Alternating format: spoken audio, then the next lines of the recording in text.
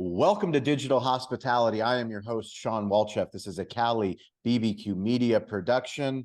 We believe deeply, since we started the show in 2017, that all businesses need to be digital first, especially brick and mortar businesses, and all businesses are in the hospitality business. That is digital hospitality. That's our thesis. We also believe in the 4 C's, which are content, commerce, communication, and community. And we have gone to the ends of the earth to find the best leaders in the space that are building not only the technology, but also the businesses, the brands that inspire us on a daily basis. I first learned about today's guest, Moin Islam, by Carl Orsborn and Meredith Sandland. So Carl and Meredith, they've written 2 incredible books called Delivering the Digital Restaurant. We've interviewed them both on the show after their first book, and I was so fortunate to be included in their second book as a case study for Toast. And as I was on my way to Salt Lake City to speak at the RMDA conference, I was giving a keynote, and I was on the plane, and I was reading about Moin.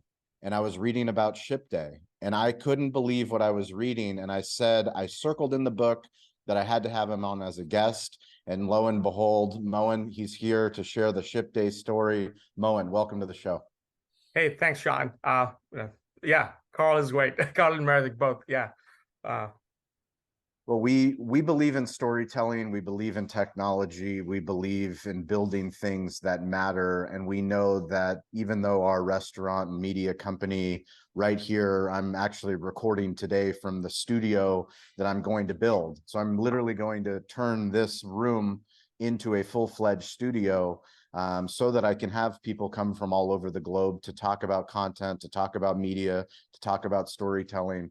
And the premise was that I wasn't the only restaurant owner on earth that cared about these questions that I was asking. And now, fast forward from 2017 to now, I get to connect with leaders like you that are building brands in the delivery space and technology space that are helping businesses all over the earth. Can you explain to our guests, our viewers and our listeners, what is Shipday? Thanks, Shawn. I mean, I don't know we are leader, but I consider myself as a problem solver. Problem solving. Well, there's a lot of problems to be solved. Important problems are the priority. Yeah. And I believe that this is an important problem. Yeah. So essentially, that's how we view ourselves, a problem solver on the delivery space. So what Shipday does is a direct delivery platform. We call it. It's a little bit of fancy words, but what it really means is that if there's a way for you to take orders on your direct website or phone call or what have you, or even social media for delivery orders, you need a way to do the fulfillment, manage the logistics of it, right? You have to either drivers or you got to use a third party. This is a kind of a, really a logistics nightmare if you don't do it right. And this is the kind of job you probably need a software to do it, as opposed to you managing with a pen and paper and phone. Yeah. And that's the software we built, essentially, so that it's really automated for you. You can take direct delivery orders on your direct channels, website, app, or your phone. We help you manage those delivery part of those orders, that logistics part of that, with our software. That's what we do. What's interesting to me is I'm going to date myself for those in the audience, but I graduated high school in the year 2000. I was a fringe millennial, Y2K. The internet was supposed to end everything. But I went to school in Colorado, University of Colorado at Boulder. And my first job that wasn't in my family business was working for BJ's Restaurants. And BJ's Restaurants in Boulder did a very high volume of delivery business, but they did it in a very old school way. Granted, that was year 2000, 2001, 2002. Where we are now in 2023, what Shipday is building, when you're speaking of logistics and you're speaking of delivery, can you talk about the premise of how important it is for businesses to start to act like e-commerce companies? Hey everyone, Avi Gorin, CEO and co-founder of Marquee, and I want to talk about the customer journey for a second. You never know as a restaurant owner where your guests are truly coming from. End of the day, we do see some patterns around 2 types of search behaviors: direct versus discovery. direct search, for an example, would be jumping into Google and saying Cali barbecue hours, right? I know where I want to go to eat, but I'm missing a key detail. I need a little bit more information. Discovery, which is the bulk of searches, is barbecue in San Diego, restaurants near me, takeout near me, right? One of the best ways to be found for more discovery searches is leveraging keywords. Reviews are basically free content for you to leverage.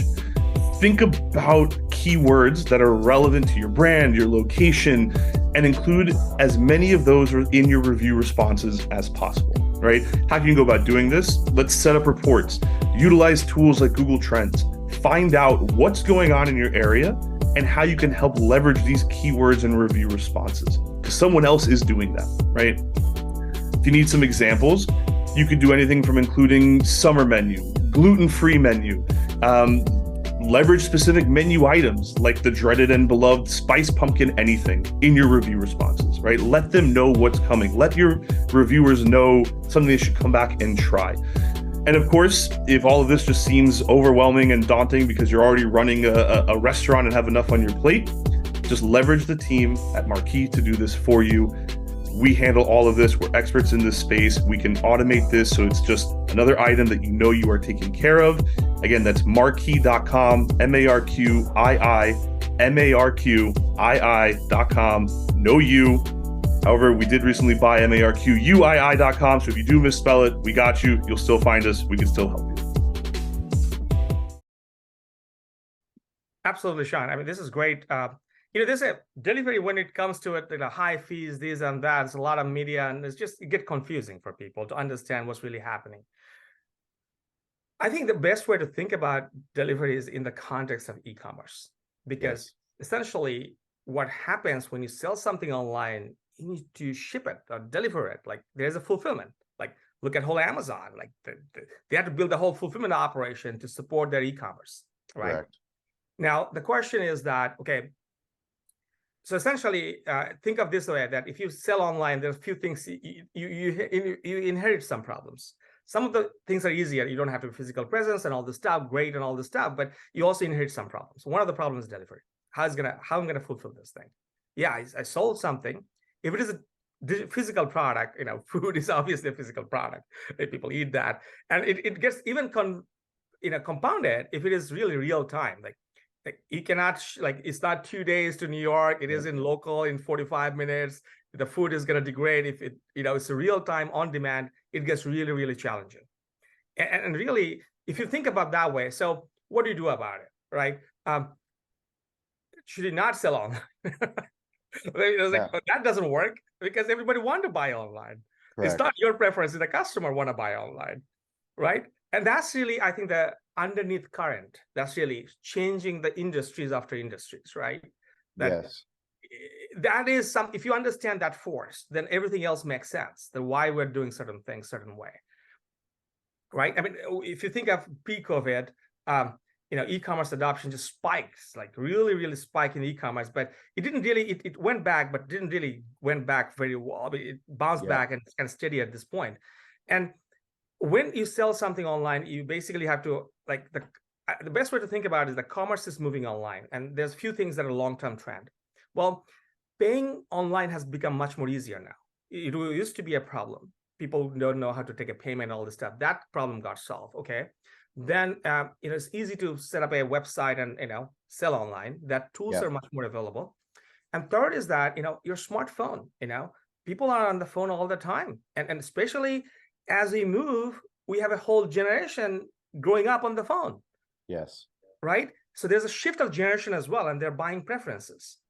So you cannot ignore this long-term trend. You don't see them coming year after year, but all of a sudden everything is here, right? Yes. So if you think in that trend, hey, how do I cater to my customer who are on the phone, who want to buy online, and I want to sell to them, then the obvious conclusion is you cannot ignore selling online. And then you have to say, well, how do I sell online in a profitable way? Because now I have a problem of fulfilling delivery. Do I need to hire drivers and all this stuff? How do I do these things? It is a problem that you inherit.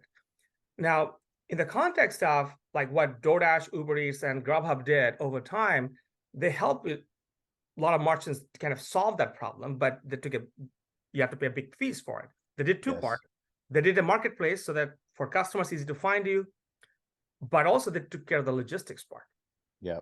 Right now, and that is a model. I don't normally bash people. I mean, this is a business model. Okay, they're not bad people. There's a business model, and that's good for getting started. But if you want to do a lot of volume, you have to ask yourself, is that gonna really sustain my business as more and more things goes online? And Yes. feeling and okay, how do I then do delivery outside the marketplace? The question is, and that's the problem we're trying to solve. That hey, there is. I mean, end of the day, it's not a rocket science, but it is a kind of a science. It's a logistics science, essentially, data science on logistics side. How do you do that? Well, what's exciting for me, Moen, is when I think, every single summer I go to Bulgaria, where my wife is from. She's from a city of about 100,000 people outside of the capital, but 100,000 people, significant. She has friends that are small business owners. They own restaurants, coffee shops, retail stores. And I talk to them the same way that I talk with you on the, if I'm in person, anyone that knows me or has seen my content knows that I just have this inherent belief that this internet has connected us in ways that are so profound that we can't even comprehend. And when I'm talking to a small business owner in Bulgaria about why they should be posting on Instagram and why they should be making content on Facebook and on TikTok, because then now all of a sudden, instead of just selling in the city of Vratsa on that one street to the 3 customers that might stop by that one day, well, now they're opening themselves up to maybe hundreds of customers that are in Eastern Europe or maybe in Western Europe. And if they have that logistics piece of now I can sell this suit online and then have someone deliver it for me, where I don't actually have to do the delivery part, but I can partner with a Shipday to do something like that. Now you're talking about this unlock of literally transforming what this person's business is. And it's the same way that I think about our barbecue restaurant. In the beginning, we didn't do delivery until the first delivery we did, which was with DoorDash before the pandemic. And my fear as a restaurant owner was I don't want to add Uber Eats and I don't want to add Grubhub because then it's going to take away from my in-house experience. And ultimately I was wrong. The pandemic came and I was like, how fast can I get Uber Eats and how fast can I get Grubhub and how fast can I get barbecue out of this restaurant? For you, when you look, you're servicing 80 countries. You've done 10 million orders. You're servicing 2,000 businesses worldwide, and you have 100 integration partners. You're looking at the entire spectrum of this problem.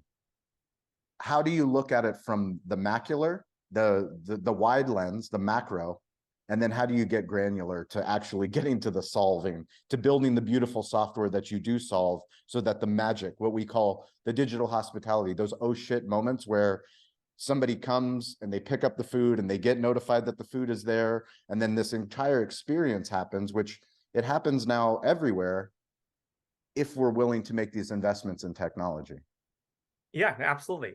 Before I go, Shawn, you said something was interesting. And you said like, now, because you have to sell online, then what do? You talked about the marketing, right? Now you also have to do the marketing. Like I told you, when you sell online, that you inherit some problems, not problems, but those are opportunities.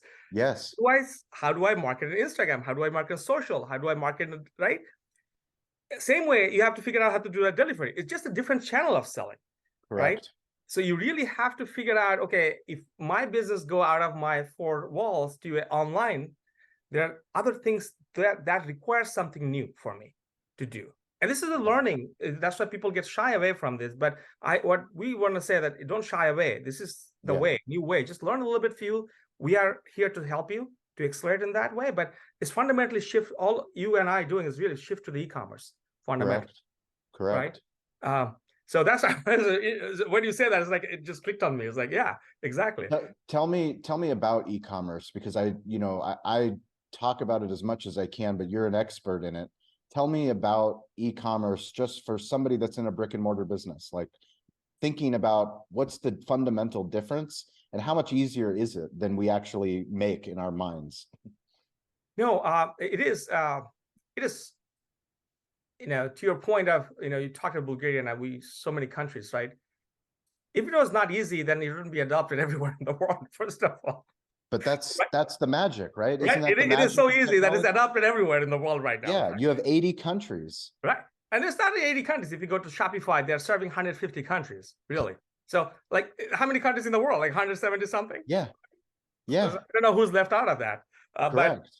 So fundamentally, the question is that it is such a strong and useful and convenient media that's not hard to adopt. But part of the e-commerce, I think, what people like, you're creating a digital experience, to your point, right? Where the storefront moves to a web page or an app, right? And people order from you, but the human interactions don't change, essentially, although the media has changed. Like you have to interact just in a different way, right? It's just a different way. You're interacting with your customers. They're seeing your content. They're ordering from you. When they order from you, they want to get notified from you. And you want to track them after that. Maybe, hey, how was your experience? Get some feedback and talk to them as if you were just serving them on the table. It's just the media has shifted, but the fundamental interaction with the customer has not. And that's really to keep in mind, that how I'm just changing the base to a digital media, but the rest of the customer, we talked about this delivery part, but let's talk about that. Delivery for hospitality, like food delivery, is a little bit intimate than sending a package through UPS or FedEx. Correct. Right? It is more in real time. It actually degrades over time, so you have to make sure it actually got there. And you want to get some customer feedback probably after that. Hey, was everything okay? Right? As if you would ask a guest in the restaurant. So I think we are trying to bring all those experience on the delivery side as much as possible. But I'll come back to your point on this in a global part of it. I think this is fascinating, how global and universally these things are true. So I was a few days, I'm originally from Bangladesh. I was going to say that. I was in a trip last week. You know that, Shawn. I was listening to the podcast. So I'll tell you a little story about that, what I experienced firsthand. And I'm like once in a while I go, but I mean, we have, my family, I still have family. So like buying online is nothing new now. I mean, I've been living in the US for sufficiently long time that I can see the difference. And like I use Uber. Right. I really use Uber in the Dhaka city, like it's a metropolitan city, and it's ubiquitous. The Uber driver uses Google Maps. Correct. Right. So tell me how it's different, right? People, you pay through a credit card everywhere you go, right? It's really not so different. The experience of this, like the paying online, use the basic things we use to navigate the world, are same globally right now. Yeah, and it is not much different because all, thanks to the internet, really. Everybody has a 3G connections globally through mobile phone right now, almost every country. So the same kind of connectivity is there. And selling online is very natural to that. And I think that's everywhere you go in the world, these things are the expectations of customer side that, hey, if I want to go somewhere, I want to know on the map where I'm going, right? I want to get direction. I want to get notifications of where the things are. Uber is in 80 countries. Don't forget that, right? So they know this, people have, and every country have their own local marketplace of, DoorDash, and, you go any country, they have their, India has Swiggy and all other marketplace.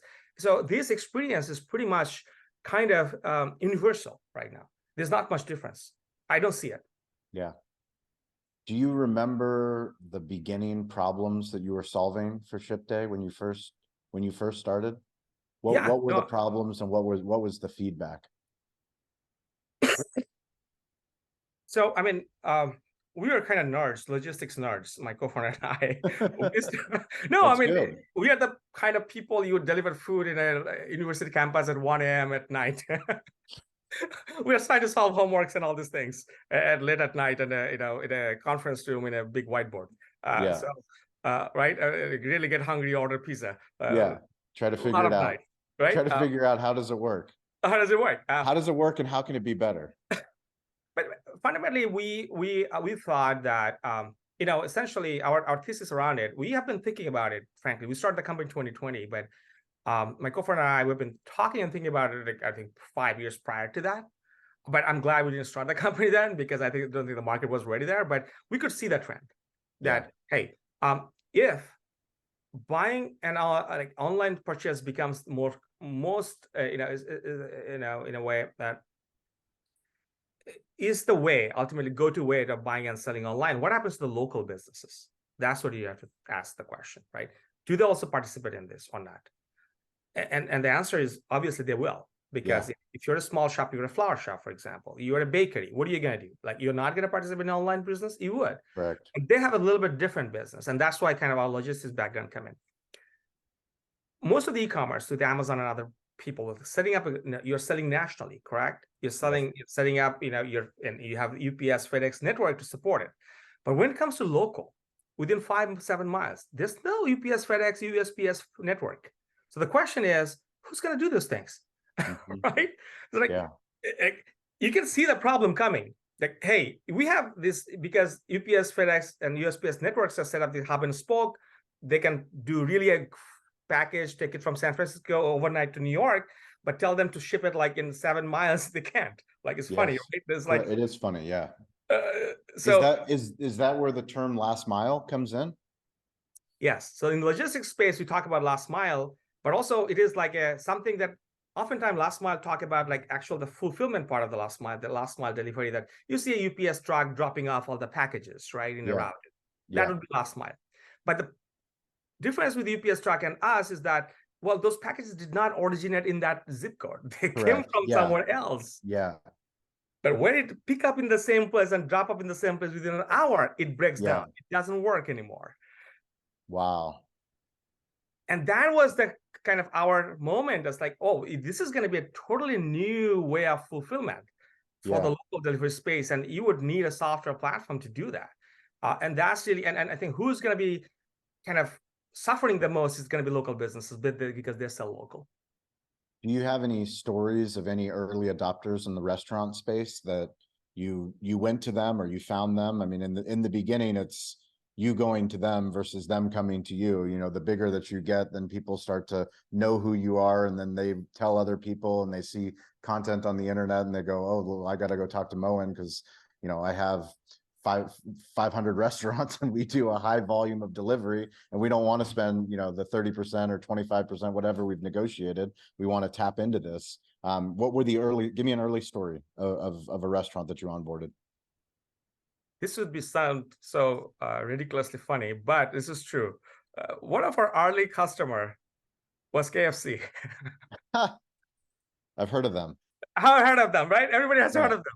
But the question is how this, we barely have a working software, right? In 2020, we got an email from Yum Brands, and it's like, well, hey, one of our country managers found you. And this is not in the US. It was in St. Lucia. It's an island, right? In Central America. Yes. The delivery manager found us online, and he wanted to use it so badly. He found your website? Yeah. This is Google. They were desperate. Then you have to see, Shawn, how desperate people are at the early stage of pandemic. That's the beautiful thing about the internet is if you're willing to put out the content, then people can find you. The results are in. National Restaurant Association show. Kyle and Sarah and myself, we were at the Davos sales tax booth, and we were polling restaurant owners on the floor. This was a very unscientific poll, but the results are resounding. Restaurant owners do not like sales tax. Nobody likes sales tax. Doesn't matter what business owner you are, small business, big business. Davo automates the sales tax process. We are so grateful that Davo is the sponsor of this show. They automate sales tax at our Cali barbecue restaurants. It is $50 a month. It integrates with all the major point of sale partners, including Toast. So if you want to sleep at night, if you want to not worry about sales tax, go to Davo, check them out, Davo Sales Tax. Let us know how they're helping automate your sales tax in your restaurant so that we can share your Davo story on digital hospitality. Yeah, the right people can find you. And they found us and say, hey, this is exactly what we want. It's not perfect, right? And then they did all the integrations. Now we do like 5-7 countries, and we're expanding EMEA too with Yum Brands. And all started because somebody in the delivery manager in St. Lucia was so desperate to find a solution. Essentially. Wow. And this would be #1 brand in the world. So few things it tells you that has shifted is one is that, you know, how people find this is that user-centric softwares that now bottoms up selling, right? You know, users adopt first, and then you talk to the corporate and all this stuff. And we always believe that if you have the great product, people will find it so compelling. So that's one of the story. And obviously, that in the pandemic, we had some of the restaurants in the Portland downtown that reached out, started, because a lot of people are trying to figure out how to deliver with their own drivers at that point. If you remember the early days of, like, they were trying to, change the staff's work to the delivery work as they're trying to figure out. And they really needed a software. And we were kind of few of the brands that there. And they found us on the internet. We were like really new company, barely software works. But they helped us to launch the company. I'm eternally grateful to them. Yeah. That's amazing. And when you look at what you've done for KFC and then you bring it on, different types of businesses, because how many different businesses do you support? What different types?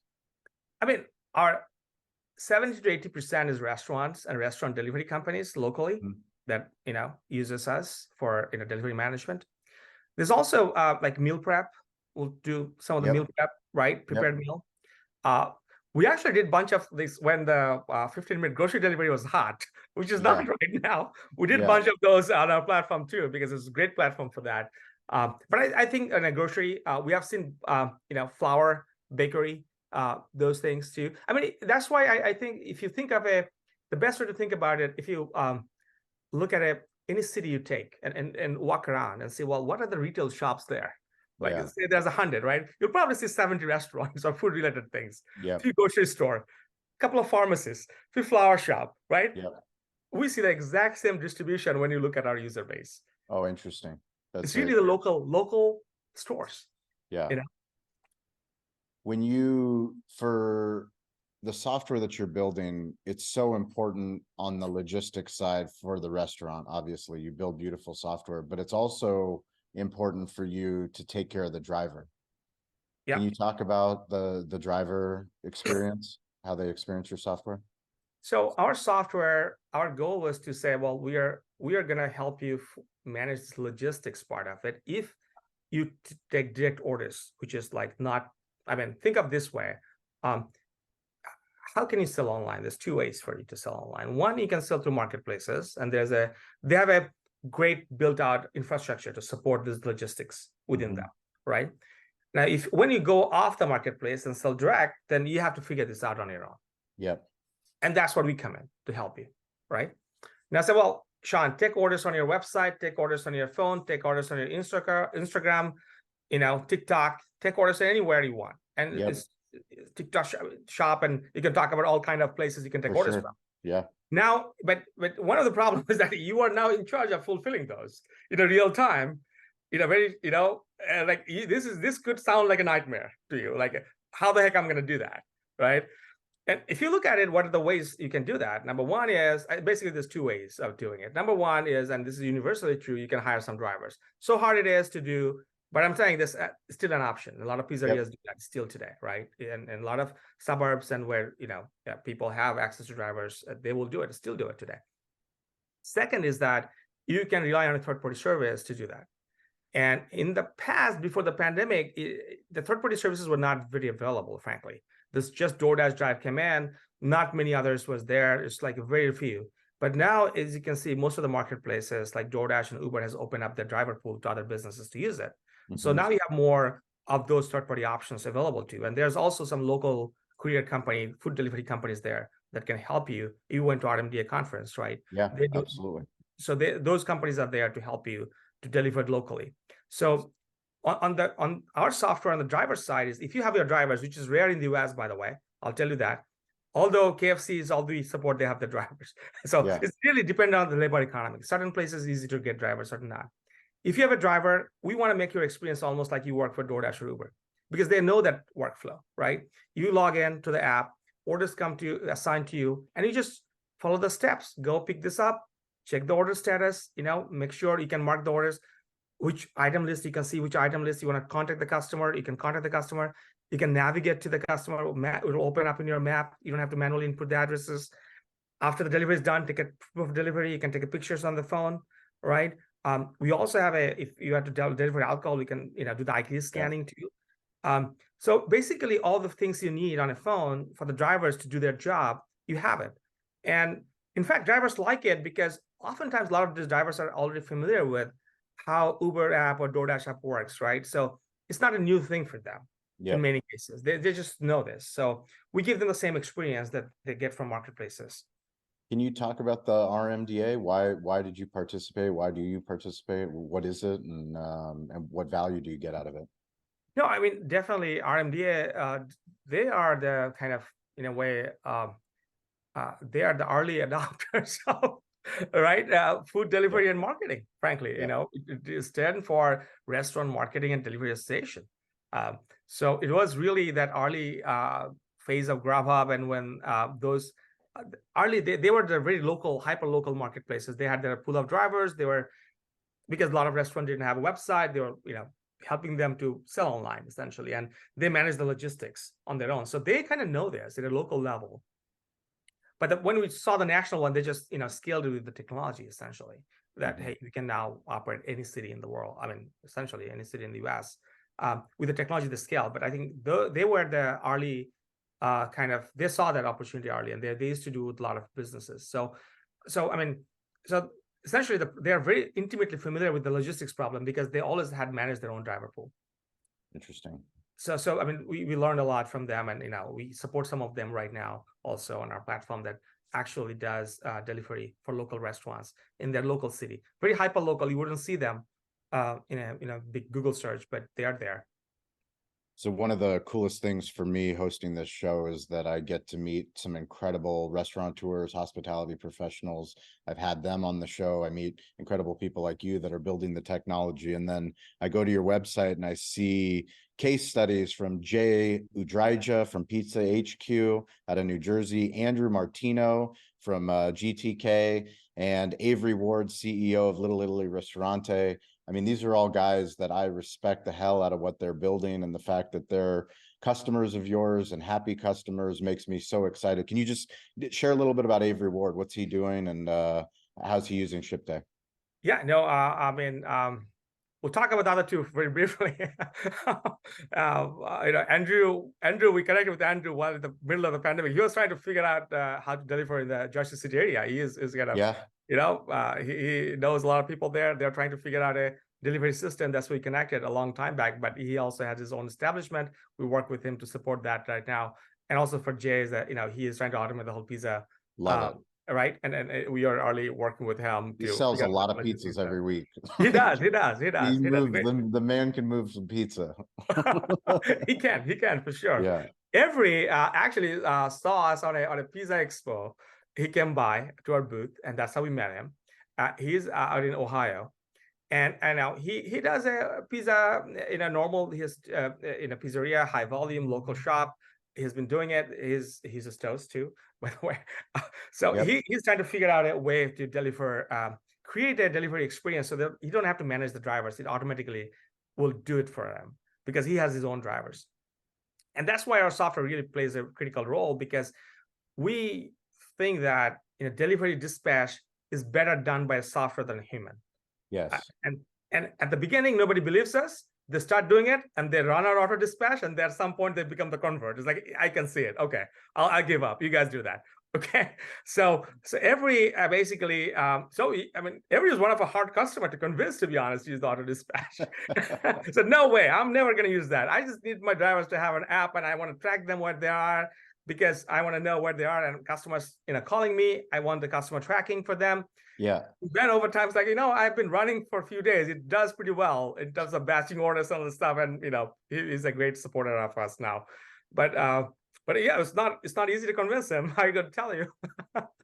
Can you talk a little bit about building a tech company? We talk a lot about trade shows. We go to a lot of trade shows. We hope that brands and restaurant owners that there's a better way to get information out, but there is value to being in person. Certain shows are better than other shows. For you, which shows are you going to be going to in 2024? And where's the value that you see for Shipday? I am ill-prepared to answer this question, Shawn. I live so much in the moment. I have a plan for 2024. That means I'm good at my job. I ask all the hard-hitting questions over here. Yeah, no, we've been to some of those, like, restaurants that are delivery focused. For example, pizza, we normally go there a lot. Food on Demand is a great show. FS Tech, we were there, was great. So some of those technology focused show we go, and some of those industry specific that are delivery focused, we try to go. I'm still learning, frankly. I don't know the answer. But I've been told by people even to go overseas as well, because I think that, as you said, it's pretty global right now. Yeah. The differences are not there. Everybody is a similar tech stack. So yeah, if you go somewhere, let me know. I will. No, fine. Yeah. Absolutely. And for you, when you look at building the all-in-one local delivery platform, what does that mean? I think what we mean by that is, frankly, when you sell online, there's a bunch of things you have on the, as I said, the delivery is a problem, right? That you have to solve. But delivery, it has multiple layers to it. One is, well, how do I find driver? Well, we will have a third-party services, multiple third-party services at a very, very competitive rate you can use from us, and we handle the billing, refund, all this stuff for you, so you don't have to deal with it. Pretty much hands off. We manage all this relationship for you, so you can focus on the business. If you have your drivers, we'll help you with the driver app and automatic dispatch and all this stuff, right? If you want to even do I want to do a hybrid. I want to use my driver in the morning, in the evening I want to use a third party, or I want my drivers to get within 2 miles, or first, within local, I want to use my driver, I want to use third party as a backup. Or you can say, well, I don't want to use third party, but for important orders, those like a $300, $400 orders in a corporate catering, I want to handle my drivers. I don't want third party to use it. You can automate all these things with our software. And that's really the kind of all-in-one command, that all the things you can think of in terms of fulfilling the orders, we probably have a way for you to do it. And not only that, we also kind of offer this kind of, if you are to deal with multiple third-party vendors, we kind of combine that for you in one place. So you can basically, in our dashboard, you can track Uber driver, your driver, DoorDash driver, everybody, essentially. And also, this also unified the experience for the customer too. Customer don't see a different thing. They see your brand, and they see you're offering a driver, and you could be sourcing, it could be fulfilled, it will be powered by other third-party providers, but you present your brand. And we also collect some feedback after the delivery is completed, and you can instantly get those feedbacks.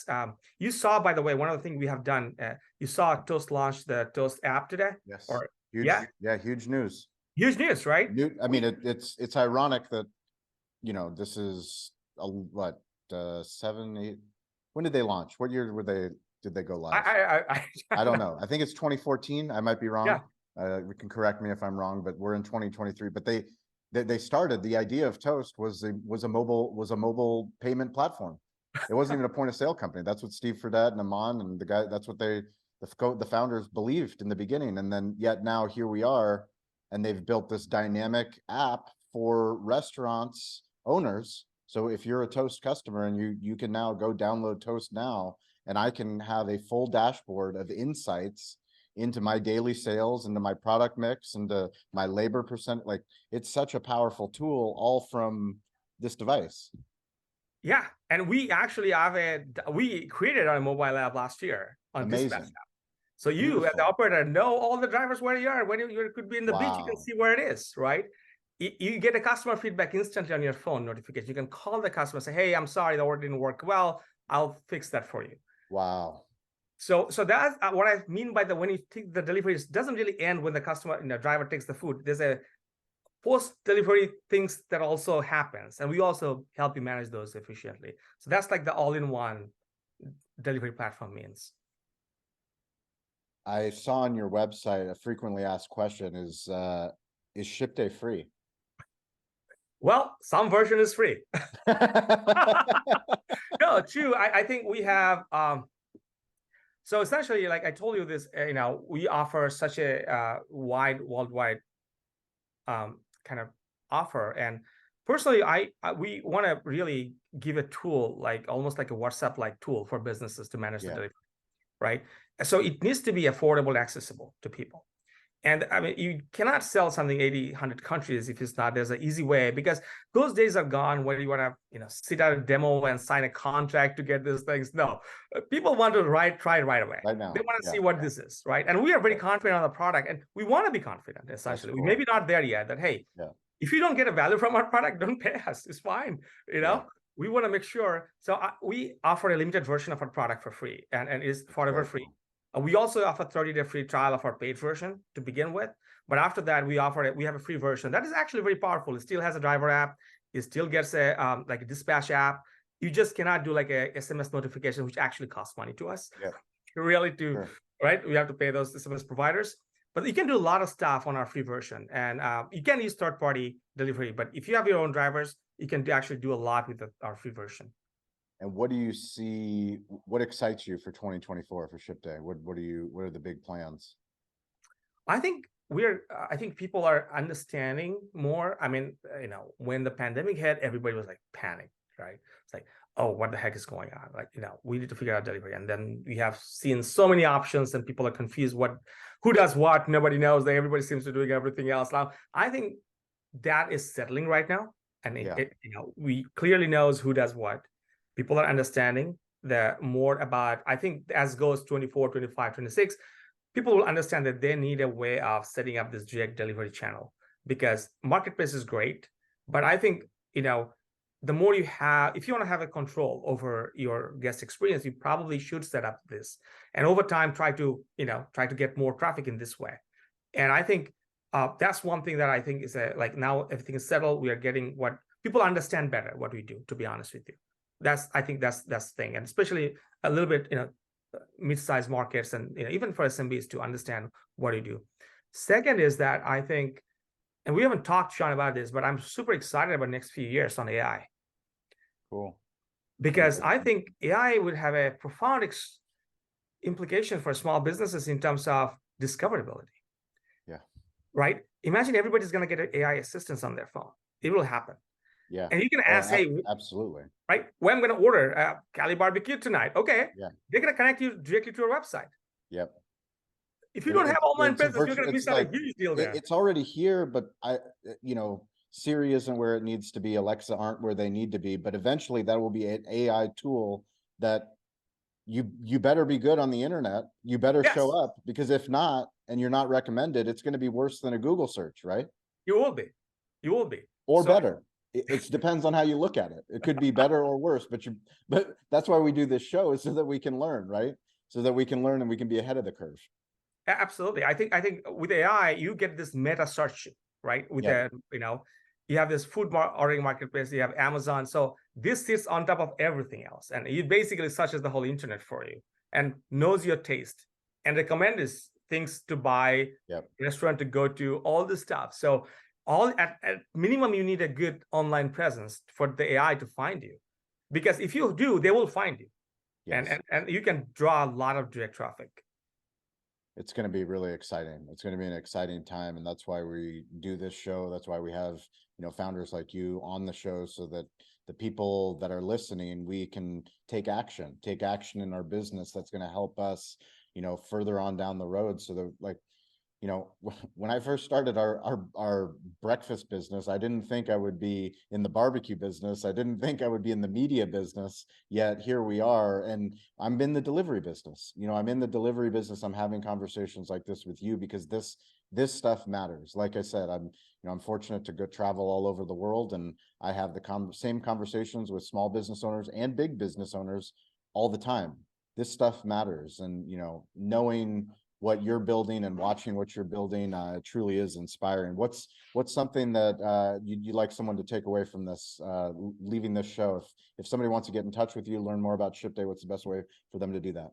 Yeah, just go to our website, shipday.com. You can, to be honest, get started right away and play with the product. If you want, you can contact us too. We'll show you what it works. And fundamentally, I think it's one thing you have to think that when you think of delivery, it's so much tied to the marketplaces that you really have to think about delivery in the context of selling online. Yeah. How do I sell online? And then answer the question, well, if I sell online, I have a delivery, how do I solve for that? And we have a lot of contents on the website to actually help with that. But think about not from a commission delivery, you just really think about from the perspective of how do I sell online more? If you start there, I think you'll be easy to, walk through the paths of this kind of maze. I love it. Well, Moin Islam, co-founder, CEO of Shipday. How can people get in touch with you? Instagram? LinkedIn is probably the best right now. Yes. TikTok? Not yet, my friend. You're ahead of me on those. Threads? X? We'll stick to LinkedIn. LinkedIn's good. We're gonna put some thought content on LinkedIn. Moin, I truly appreciate it. Shipday, like I said, it was it was an honor to be included in Carl and Meredith's book along with you. There's a lot of other incredible stories in that book, but more importantly, I know that, you know, this is just the beginning. You have so many businesses that you're going to help in this journey, and the software is only going to get better. The brand's only going to get stronger, and going to attract a lot more investors, a lot more talent to the company that you're building, and we're excited. I hope to serve you some barbecue one day here in San Diego. No, thank you, Shawn. No, really appreciate it, and really honored to be in the show, and and really supportive for all the work you do for the restaurant industry. Thank you. And to be honest, being an advocate for tech companies like we are working on, because as I said, we see ourselves as a problem solver. The more we know about the problems of the industry and tied to the customers, we can solve better. And at the end of the day, it's a better world for everybody. Yep. That's the digital hospitality experience. Well, thank you guys for listening. We appreciate it. If you guys want to reach out to me, it's at Shawn P. Walchef, ShawnPWalchef. Every week on Wednesday and Friday, we meet on LinkedIn Audio and on Clubhouse. It's a chance for you to come on stage and share your story. If you want to join those rooms, send me a message, a DM on Instagram or on LinkedIn. I will send you a link. We want to hear your story. It matters. Moin, thank you so much for your time. Keep building in public. We appreciate you, and we'll catch you guys all next week. All right. Thanks, Shawn.